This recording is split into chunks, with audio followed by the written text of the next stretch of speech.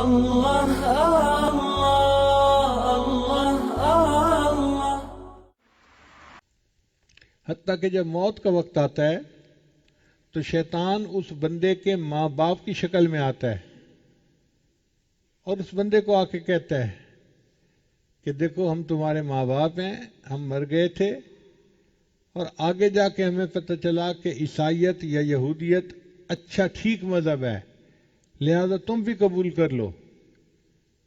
تو ماں باپ کی شکل میں وہ ماں باپ نہیں ہوتے، وہ ماں باپ کی شکل میں شیطان آتا ہے اور بندے کو تلقین کرتا ہے کہ تم عیسائیت اور یہودیت کو قبول کر لو، اور وہ بندہ اگر ظاہر پہ عمل کرنے والا ہے، سنی سنائی باتوں پہ قبول کرنے والا ہے، تو وہ اس کو قبول کر لیتا ہے اور ایمان سے محروم ہو کے دنیا سے چلا جاتا ہے۔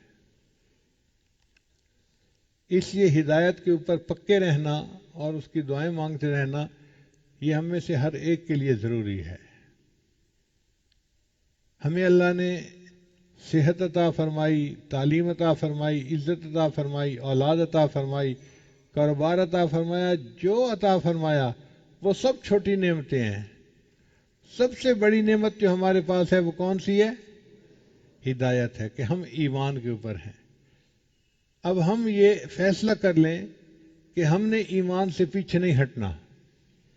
ہمیں کوئی آگ میں دھکا دینا چاہتا ہے تو دے دے، اگر ہمیں پھانسی پہ لٹکانا چاہے تو لٹکا دے، لیکن ہم نے ایمان کو نہیں چھوڑنا۔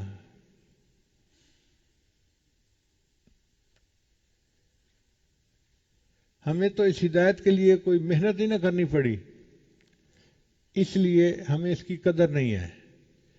جن لوگوں کو اس کے لیے قدر کرنی پڑی، ذرا ان کے حالات سنیں تو پھر پتہ چلے گا کہ ہدایت کے لیے کتنے پاپڑ بیلنے پڑتے ہیں۔ ایک مرتبہ سمرقند میں نے ایک مسجد میں جمعہ پڑھایا،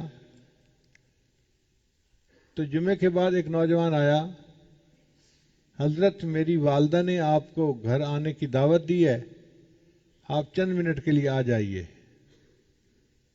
میں نے کہا بھائی لوگوں کو دیکھو یہاں کتنا رش لگا ہوا ہے، میں ان کو ٹائم دوں یا آپ کے گھر آؤں آپ کی والدہ کے لیے؟ تو مفتی اعظم سمرقند وہاں کے خطیب تھے، وہ مجھے کہنے لگے حضرت ان کو ضرور ٹائم دیں، ان کو نہ کریں، اور تفصیل میں آپ کو بعد میں بتاتا ہوں۔ ہم نے وعدہ کر لیا کہ ہم آپ کے گھر آئیں گے۔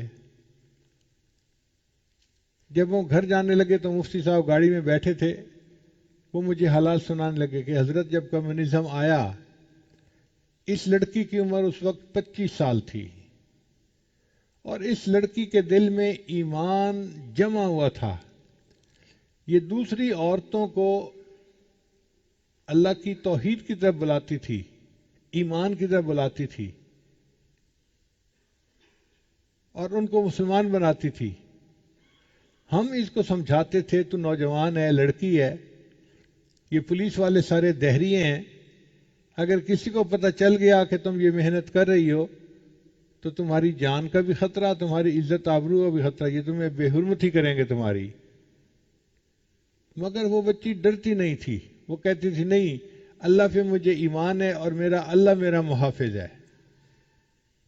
وہ کالج یونیورسٹی کی لڑکیوں کو مزید اللہ کی طرف متوجہ کرتی اور دین کی بات کرتی رہتی، حتیٰ کہ اس نے سینکڑوں عورتوں کو دہریت سے توبہ کروا کے اسلام میں داخل کیا، سینکڑوں عورتوں کو۔ حضرت پوری زندگی اس نے دین کی محنت کی ہے، اور اب یہ بوڑھی ہو گئی ہے اور چارپائی پہ لیٹی ہوتی ہے، دادی اماں بن گئی، نانی اماں بن گئی۔ ابھی اس نے سنا کہ کوئی عالم آئے ہیں پاکستان سے، تو ان کے دل میں تمنا ہوئی کہ میں ان کو سلام کرتی ہوں، تو انہوں نے پیغام دیا کہ آپ ان کے پاس آئیں اور ان کے گھر آ کے چائے پئیں، کھانا کھائیں، ان کو خوشی ہو جائے گی۔ میرے دل میں بڑی خوشی ہوئی یہ بات سن کے کہ یہ وہ خاتون ہے کہ جو جوانی کے اندر دین کی محنت کرنے والی اور عورتوں کو ایمان کی دولت سے فیضیاب کرنے والی عورت ہے، اور ہزاروں عورتوں کو اس نے کلمہ پڑھایا۔ تو جب ہم وہاں گئے تو وہ خاتون چارپائی کے اوپر لیٹی ہوئی تھی اور اس کے اوپر ایک پتلا سا کپڑا انہوں نے ڈالا ہوا تھا۔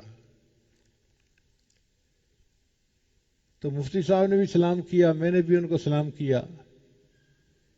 جب سلام کیا تو انہوں نے خوش آمدید کہا اپنی زبان میں جیسے کہتے ہیں.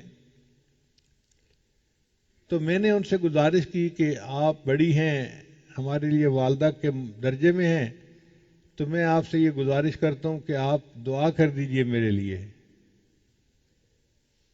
تو جب میں نے ان سے یہ بات کی نا کہ آپ دعا کر دیجئے میرے لیے، انہوں نے اس کپڑے کے اندر ہی دعا کے لیے ہاتھ اٹھائے اور پہلی دعا یہ مانگی، خدایا ایمان سلامت رکھنا.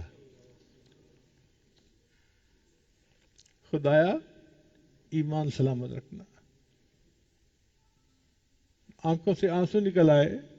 یا اللہ، جنہوں نے اتنی محنت اور مشقت سے ایمان کو حاصل کیا، ان کے دل میں ایمان کی قدر ہے نا کہ پہلی دعا یہ مانگتی ہے، خدایا ایمان سلامت رکھنا.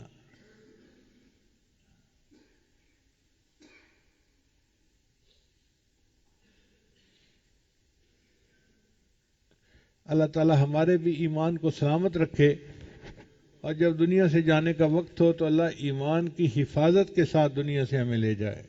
لا الہ الا اللہ، لا الہ الا اللہ، لا الہ الا اللہ، لا الہ الا اللہ، لا الہ الا اللہ.